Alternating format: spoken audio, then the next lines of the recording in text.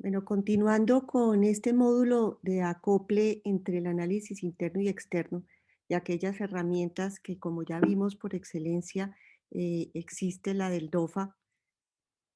que ya lo vimos, que tiene muchas fortalezas, tiene algunas debilidades, sin embargo, pues sigue siendo como la herramienta que más se usa y que es más fácil de trabajar. Aquí lo importante, como en cualquier herramienta, no es tanto desarrollar la herramienta, sino tener el criterio para escoger aquellas oportunidades y fortalezas y amenazas y debilidades que realmente sean las que son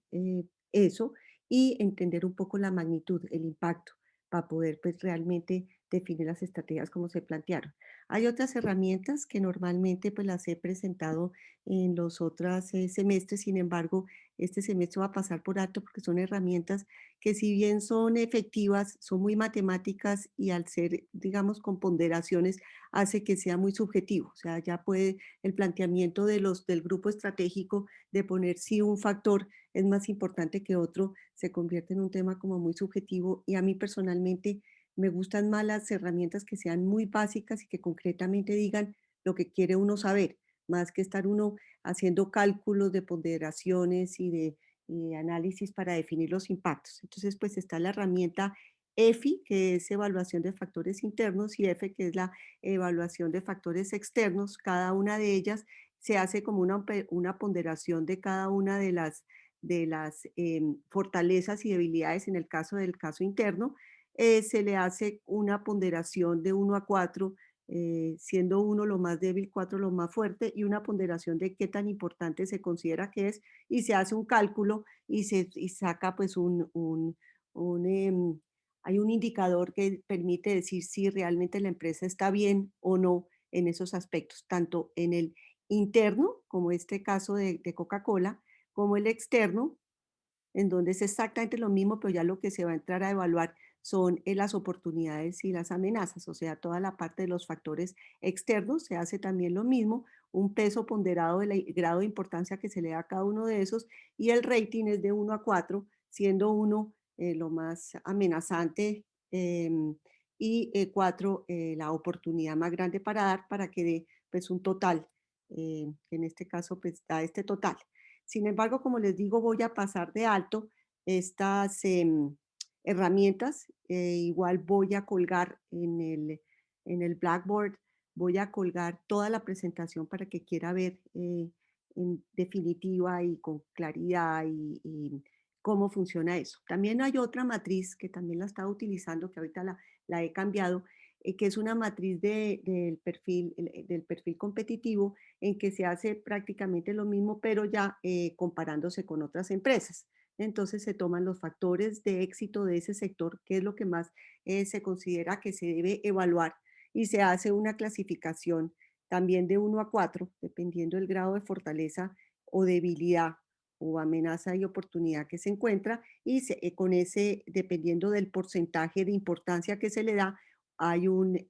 valor ponderado total, que ahí hace comparar. Por ejemplo, en este ejemplo, hace comparar que mi empresa está por debajo de las otras que estoy comparando. Pero, como les digo, no me gusta tanto porque es muy matemática y lleva a que realmente uno no se acuerde qué es lo que está desarrollando cuando hace un análisis. Por ejemplo, con el equipo directivo, que uno está haciendo un análisis estratégico de cómo está la empresa versus sus rivales. Después va a ser muy difícil poder definir o convertirlo eso en estrategias sin acordarse bien de qué se trata cada cosa de las que se están calificando. Entonces, me voy a ir para estas matrices. Eh, el análisis de perfil competitivo ya de la empresa. Entonces, ¿qué se va a hacer? Es como una especie de benchmarking entre el mismo sector, en donde yo como empresa me comparo con los rivales más importantes. Primero, hay una primera parte que es la comparación de la empresa con respecto a las empresas rivales en el aspecto más general. Entonces, pues vamos a estar mirando la parte de ventas, la parte de cuota de mercado, la parte de financiera, mínimo qué utilidades tiene, qué margen tiene, cómo le está yendo en su dinamismo de crecimiento de ventas. Y el segundo es sobre el modelo de negocio. ¿Qué características tiene? ¿Qué mercado tiene en cuanto a alcance geográfico? Si es local, si es global. El producto, qué tantas líneas de producto ofrece, el alcance de la oferta, cuál es su esquema de precios y cuál es su nivel de calidad, la posición estratégica genérica que vamos a estar viendo cuando veamos el artículo de Ramón Casadesus Massanet. Ahí vamos a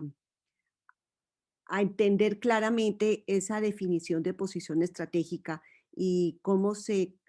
sobre esa, cómo se estructura el modelo de negocios y cómo se hacen las acciones o iniciativas que son coherentes a esa apuesta que se hace en el mercado, que está definido en el modelo de negocio. Ese, pues,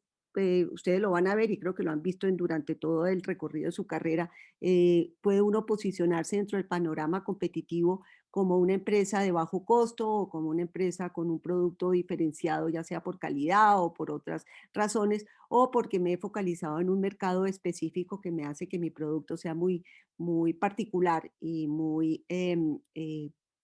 cumplidor de ciertas necesidades de solamente un sector o un segmento en particular. Y el tema de los clientes, características de los clientes. Si estamos hablando de clientes exigentes, si son clientes que son sensibles al costo, al precio, si son clientes que son fáciles geográficamente encontrar o no. Esto es un poquito más, esta segunda parte se responde en forma cualitativa, se hace la explicación. En este caso y para este cuadro, se haría para todos, mi empresa y los otros tres rivales más importantes al que les voy a hacer el benchmarking para poder entender un poco las diferencias entre unas y otras. Es probable que si nosotros somos una empresa de buena calidad y pues alguna de estas es de costo, su diferenciación o su apuesta en el mercado es de bajo costo, pues van a haber ciertas características que van a variar, que a mí no me afectarían porque no es mi apuesta, entonces no me afectaría si ellos lo hacen mejor que nosotros. Ya después viene la siguiente cuadro que ya es sí realmente es el benchmarking, es el análisis de mi empresa frente a las demás. Este cuadro es potente, es, es tal vez el ejercicio más importante cuando uno hace un proceso de planeación. Después vamos a ver que también sirve pues para la definición de posición competitiva, pero más que todo, este capítulo, este módulo de acople interno y externo, muchas veces es ya para los procesos de planeación y análisis del modelo. Sobre esta, ¿qué se toman? Se toman pues los factores claves de éxito que tienen. Hay que escoger cuáles son los que realmente son importantes en el sector y cuáles, y de esos pues hacer la descripción, no de todos. Aquí tengo un listado grandísimo de todos los aspectos que podría uno hacerle el análisis, pero no se trata de eso. Se trata que dependiendo del sector y el producto que yo ofrezco, habrán unos que vale la pena hacerle el benchmarking y otros que no. Una vez escogidos esos, describo cómo lo hago yo y describo cuál de estos rivales que estoy analizando lo hace mejor o del cual yo puedo hacer esa comparación y poder aprender de esa y extractar de ahí, o bien si yo puedo tener una oportunidad para poderme igualar a él, o realmente pues cuento con una debilidad interna que me ayude a sacar unos planes de acción en pro de ir mejorando esa debilidad que tengo. Entonces, por ejemplo, en el caso, pues, sobre todo el sector real, todo el tema de cadena de abastecimiento, como vimos en el caso de Walmart, es imprescindible y hace que le genere una ventaja competitiva. Entonces, todo ese tema, la relación con proveedores, materia prima, transporte de almacenaje, adquiere mucha importancia en ese tipo de empresas y podría uno decir, bueno, yo lo hago de tal manera como lo hace mi rival, mi mejor rival, y explicar cómo lo hace. En el tema de operaciones, también en procesos de producción del sector real, en distribución, ventas y mercadeo, qué esquemas de distribución y ventas, si tienen puntos de venta físicos, si es online, cómo es el sistema que están haciendo de ventas, cuáles son sus esquemas de publicidad y promoción y qué tan fuertes son, si son mejores que yo o no, y qué tipo de, de esquemas de publicidad y promoción hacen, servicios de postventa, que tanto yo soy buena en eso y que tanto mi rival puede ganarme porque pues, se puede devolver o volver a reemplazar el producto sin quejarse o tener un muy buen sistema de quejas y reclamos. Entonces, pues ese es un aspecto importante también en muchos sectores, prácticamente en todos. Y otros factores claves de éxito que son importantísimos, que es lo que realmente en últimas más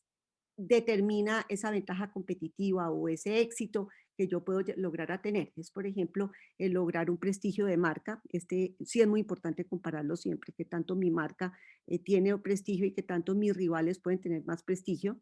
Que tanto mis campañas de fidelización de clientes, yo puedo tener unos clientes eh, realmente fieles. Ahí hay indicadores que le permiten a uno ver qué tanto rotan y qué tanto repiten los clientes para saber esa fidelización. La fortaleza corporativa o financiera, si formo parte de un grupo financiero o los otros tienen un grupo financiero más fuerte o tienen, digamos, una estructura financiera igual o más fuerte, también es un punto de comparación. El tema de talento humano, hay muchas empresas donde su gran fortaleza es el manejo del talento humano, sitios donde son los best place to work, que hace que inclusive se sepa y trasciende la empresa y hace que eso sea un factor competitivo eh, sostenible, una ventaja competitiva sostenible. También pues otras cosas como investigación y desarrollo, qué tanto estoy sacando productos nuevos, qué tanto invierto en investigación, buenos sistemas de información gerencial que me permite estar haciendo planes emergentes y estar reaccionando rápidamente a los cambios del mercado. Diseño e innovación, que tanto realmente mi producto tiene contenidos recurrentes de mejor diseño e innovación. En algunos sectores es muy importante el contenido del compromiso social, alianzas y asociaciones, muchas veces eso hace que cambie muchísimo las características de la empresa y el producto cuando se encuentra con muy buenas alianzas y asociaciones, sobre todo sobre productos complementarios, como vimos con lo de la sexta fuerza de Porter, y en algunos de los sectores también el análisis de licencias y patentes adquiere muchísima importancia. Este es, para mí, la segunda herramienta después del DOFA que hace que uno haga un buen análisis de acople entre los factores externos e internos. Habíamos dicho que los factores externos que son claves son pues realmente el análisis del PESTEL, poder sacar de ahí las oportunidades y las amenazas. El tema de las 5 o 6 fuerzas de Porter, más que un ejercicio que uno deba hacer anualmente para poder desarrollar el plan de negocios y el plan estratégico, no es necesario. Ese más que todo es como para ese análisis que se va a hacer para determinar qué posición estratégica voy a poner en el mercado. Entonces, adquiere mucha importancia cuando es la creación de empresas nuevas o cuando hay un cambio disruptivo del mercado, del entorno que me exige tener que hacer otra vez todo un análisis de esa naturaleza. Pero prácticamente análisis externo yo lo pondría dentro de, para un ejercicio de planeación estratégica, yo pondría el PESTEL y el POA, o sea, que es la medición de las oportunidades y amenazas. En el caso del interno, pues el análisis de cuáles son aquellas fortalezas y debilidades que las puedo extractar o bien de mi cadena de valor o puedo también estar haciendo análisis de mi matriz brío, cogiendo mis factores claves y pudiendo revisar qué tanto yo considero que ese capacidad o recurso realmente se está convirtiendo en una fuerza que me puede ayudar a volverse una ventaja competitiva. Y en el caso del acople de los dos, yo diría que ya sería la matriz DOFA, que ya viene del análisis externo e interno, cada uno con sus análisis, uno pues el externo obviamente oportunidades y amenazas, el interno de debilidades y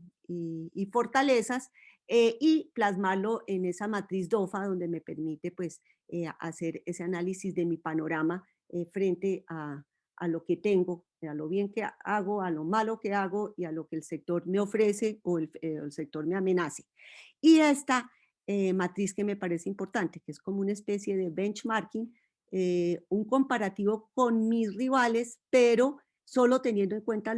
en especie de benchmarking, el que lo hace mejor. No hay necesidad de estar haciéndolo con todos, porque se trata es de que aquí yo pueda sacar la suficiente información para yo poder desarrollar un muy buen modelo de gestión, una buena proceso de planeación estratégica para plasmarlo en estrategias y planes de negocio.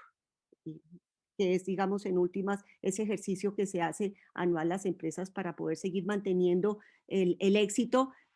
basado en el rumbo que se ha planteado en su modelo de negocios. Prácticamente ese es aquí hay un ejemplo de cuál es, por ejemplo, de un cuadrito de Benetton, este es de hace muchísimos años. Aquí sí lo hacen en todos, pero me parece que no hay necesidad de hacer el análisis a todos los rivales, pero aquí está pues un ejemplo muy bueno en donde pone algunos aspectos que son los que quisieron hacer el análisis y saca las características de cada uno. Este cuadro, en mi caso, cuando pues, yo trabajaba y teníamos nuestros talleres de planeación, me parecía importantísimo que pudiéramos estructurar. Inclusive lo estructurábamos ahí basado en la información que nos daban y acabamos estructurando nuestro cuadro lo llamábamos la matriz de benchmarking entre nuestros competidores. Aquí pues sigue esa partecita de qué tantas son las características de su competencia. Ya con eso ya tenemos entonces el acople entre las herramientas internas y externas para tener un producto terminado. Ese producto terminado, en el caso de vez en cuando o en el caso de que la empresa es nueva o digamos si la iniciativa es nueva o de vez en cuando es la que me va a ayudar a definir mi posición estratégica genérica, o sea, mi modelo de negocio, en dónde me voy a ubicar, cómo me voy a ubicar en el sector y cómo voy a apostar para poder que yo tenga utilidades por encima de lo esperado, apostándole a esa posición de estratégica. Y digamos recurrente, bueno, y la visión y la misión del negocio para poder plasmar eso que me he planteado. Y recurrentemente ya pues es todo ese proceso de planeación estratégica que les comenté. Como les digo, hay herramientas que se adaptan mucho más a la primera etapa de la empresa, que es para la definición de dónde me posiciono, cómo voy a competir, dónde y cómo voy a competir, que es lo que en últimas se plasma en el modelo de negocio. Después de este módulo ya pues estaremos viendo esa parte que es la definición de la posición estratégica genérica basado en el artículo de Harvard de Ramón Casadesus Massanet y cómo dentro de esa, una vez se toma esa posición, cómo dentro del entorno empresarial comienzan a haber cambios o de modelo o de mercado dependiendo de las circunstancias y pues vamos a tener pues esa lectura que hace muy interesante y realmente aclara cómo es de verdad la definición de un modelo de negocio de una empresa.